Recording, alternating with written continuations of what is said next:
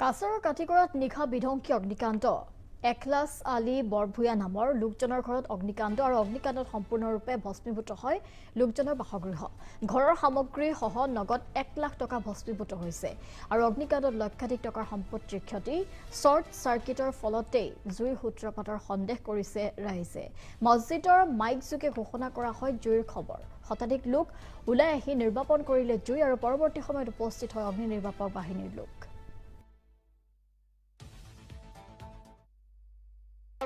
আমি তো ঘরে আসলাম না, মানে পরে আমার খবর দিছে আর আমিও বাইরেও আসলাম আর দৌড়ে আসছি। আসার পরে দেখলাম যে ঘরের এই সাইডে আগুন লাগে একদম জ্বলে গেছে। এই সাইডে তো কারেন্টের মিটার আছে, ওদিক থেকে জ্বলিয়ে আইছে। তো দেখলাম আশেপাশে সবও আইছে, আইয়া তারা আগুন নিভাল। এরপরে ফায়ার ব্রিগেডও আইছে। ফায়ার ব্রিগেড আওয়ার পরে ওদিক থেকে নিভাইয়া ওদিকে আইছে। পাকঘরে সবে কইলো যে পাকঘরে কিছু আসেনি, সিলিন্ডার সব বাইর করছে। পরে ওদিক জ্বলার পরে ওদিকে আইছে আর আমার পরে সিলিন্ডার বাইর করা হয়েছে ওই থেকে আর ঘরের তো জিনিসপত্র আর কিছুই নাই, সব জ্বলে গেছে গিয়া। আগুনটা